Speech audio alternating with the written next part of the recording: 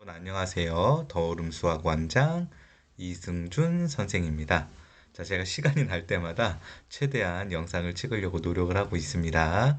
자, 오늘은요, 음, 어떤 부분에 대해서 얘기할 거냐 하면 학습 멘토에 대해서 어떻게 생각하시나요? 라는 주제를 가지고 한번 이야기해 보려고 하는데요.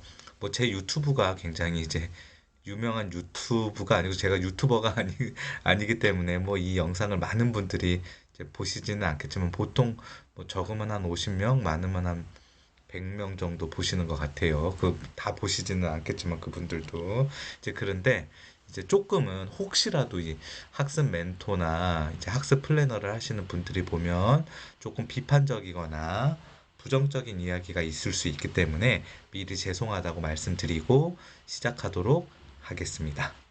자, 저는요, 이 학습 멘토나 학습 플래너라는 이런 부분에 대해서 조금 부정적인 입장입니다. 앞에서도 이야기 드렸지만, 이제, 어, 이 강남 사교육, 이제 대치 강남 사교육을 조금, 이제 이렇게 조금 꼬이게 만든, 꼬였다고 그러기는 그렇지만 약간 어그러지게, 약간 이제 뭔가 뒷배가 있게끔, 뭔가 뒷느낌이 있게끔 만든 분들이 바로 이런 분들이 많거든요. 이제 뭐 그 학습 멘토, 학습 플래너, 그 다음에 이제 뭐 저기 뭐 이제 입시 플래너, 뭐 입시 상담해 주시는 분들이 이제 그런 분들이 이제 조금 그렇게 만든 부분들도 있어서 조금 부정적으로 생각합니다.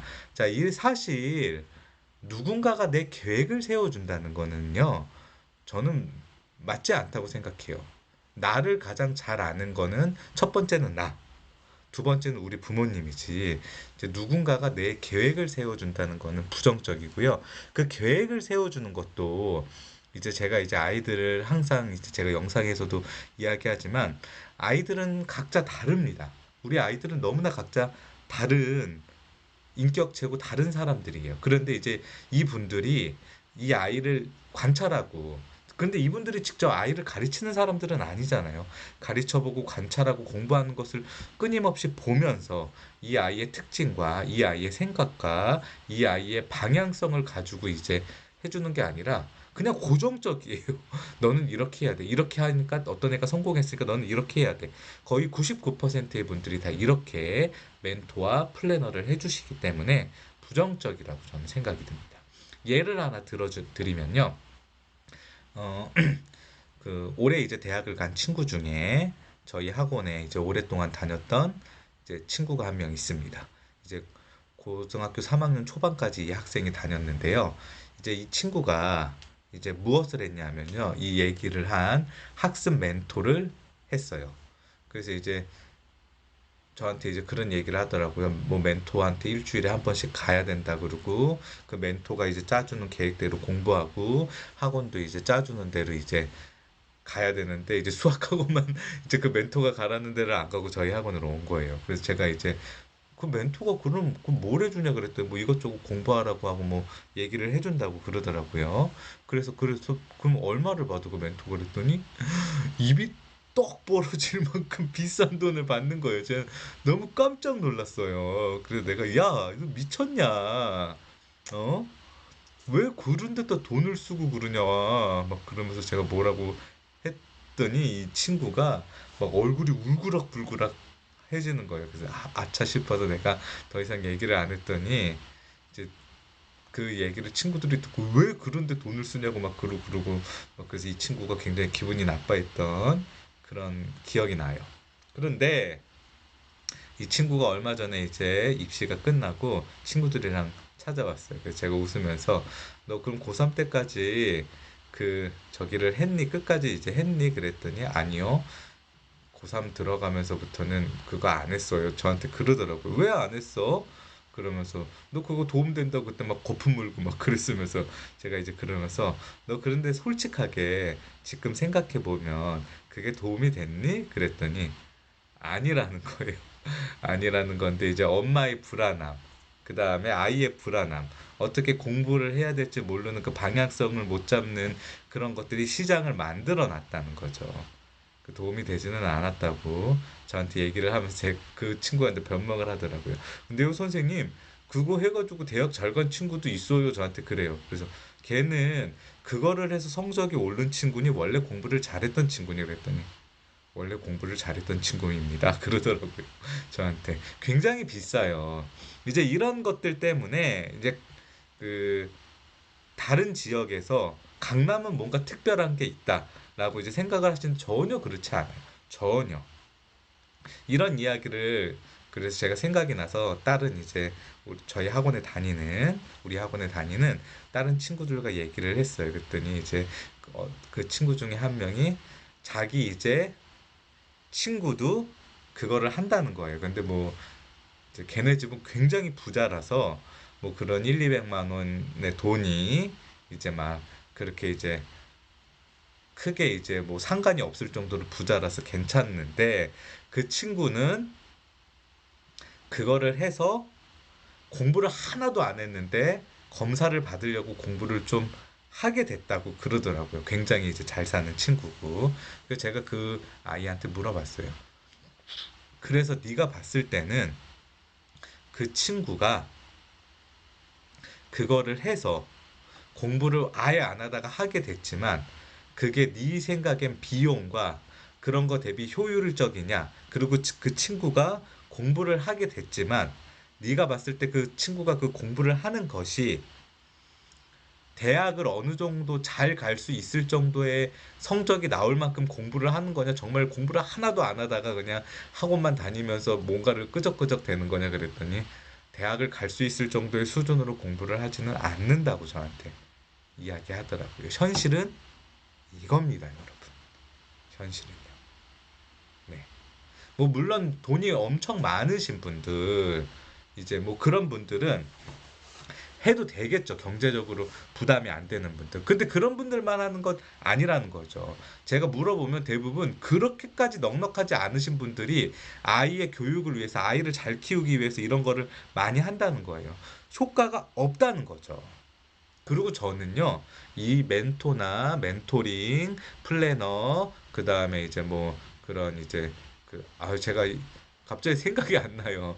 그 입시 상담 해주시는 그런 분들한테 좀 부탁드리거나 당부드리고 싶은 말씀이 뭐냐면요. 그 분들이요, 정말 이 아이를 가지고 이 아이와 물론 아이들을 가르치시는 분들은 아니지만 이 아이를 관찰하고 그래서 이 아이한테 맞는 방향을 설명해 주시는 게 아니라 그냥 자기네 그 루틴 자기네 그 플랜이 있어요. 무조건 거기에다 아이를 맞추려고 하는 그게 너무나 잘못됐다는 거예요. 그런 부분을 좀 만약에 보신다면 수정해 주셨으면 좋겠고 우리 부모님들도 단순히 그 방법이 아니라 우리 아이한테 맞는 방법을 만약에 한다면 찾아줄 수 있는 그런 분들에게 맡겼으면 좋겠다는 거예요. 사실 이 정도의 그런 플래너나 멘토들이 해주는 정도는요, 각 과목 학원을 이제 우리들이 다 다니잖아요. 그럼 그 다니는 학원의 그 선생님에게 이제 뭐 커피 쿠폰 같은 거 하나 보내면서 우리 아이 좀 이런 방향으로 좀 잘 잡아주세요라고 하면 해결될 부분이 90% 이상은 그거를 100만 원, 200만 원 이상씩 내면서 이제 하고 있다는 거죠. 너무나 아깝습니다, 진짜. 네, 이런 부분 우리 부모님들이 꼭 아셔야 돼요. 자, 막 제가 이제 강남에서 학원을 하고 반포에서 학원을 하고 그러니까 막 그런 거 물어봐요. 뭐 비결이 있지 않냐? 뭐 걔네들만의 시크릿이 있지 않냐? 근데 없어요, 사실. 네, 이 영상을 보시는 이제 강남 대치 반포 서초에 사시는 분들도 물론 다 공감하시겠지만 없어요. 이제 저도 가해도 해보고 했지만 정말 잘 사시는 분들은 고액과외도 하고 하기는 합니다. 그런데 이제 그게 정말 어마어마할 정도로 잘 살아야지 정말 어마어마한 실력을 가지신 분들이 과외를 해주시는 거죠. 그렇지 않으면 그렇지 않아요. 예를 들어서 어떤 이제 재벌에 가까운 분이 저에게 뭐 1년에 한 2, 3억 정도 줄 테니까 우리 아이만 전담으로 우리 아이랑 거의 숙식을 가까이 할 정도로 이제 과외를 해줘라. 그럼 저 안 해요. 왜 안 하냐? 물론 제가 1년에 막 3억 가까이 막 그렇게 벌고 막 그러지는 않지만 학원을 해도 어느 정도 적당히 버는데 왜 그런 짓을 왜 합니까? 만약에 어떤 이제 우리나라 이제 뭐 50대 재벌 중에 한 분이 와가지고 아이가 고등학교 1학년 올라갔는데 저한테 1년에 한 10억 이상씩 3년 동안 줄 테니까 우리 아이만 맡아가지고 거의 숙식 가까이 이제 잠은 집에서 자고 이제 그러면서 이제 수학도 가르쳐주고 전 과목 플랜을 짜줘라. 그럼 하죠. 그럼 해요. 한 3년 정도 벌면은 예, 이제 뭐 노후가 대비가 되니까 그러면 합니다만 근데 1년에 그렇게 10억씩 줄 수 있는 분이 있어. 저 정도 되는 사람도 저 별 볼 일 없는 사람인데 저 정도 되는 사람도 그 정도 돈 주지 않으면 안 합니다.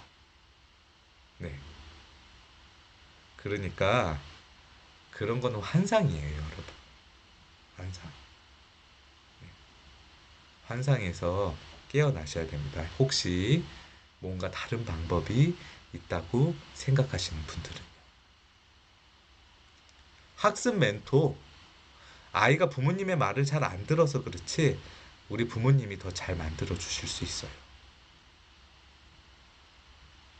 아이와 대화 많이 하고 플랜을 더 잘 짜주실 수 있어요.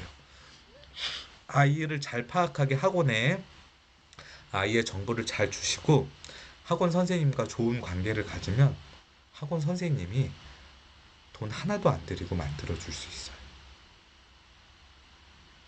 그게 바로 우리의 경쟁력이 될 수 있다는 겁니다. 여러분, 학습 멘토 어떻게 생각하세요? 정말 시크릿한 비결이 있다고 생각하시나요? 한번 오늘 생각해 보셨으면 좋겠습니다. 오늘도 시청해 주셔서 감사합니다.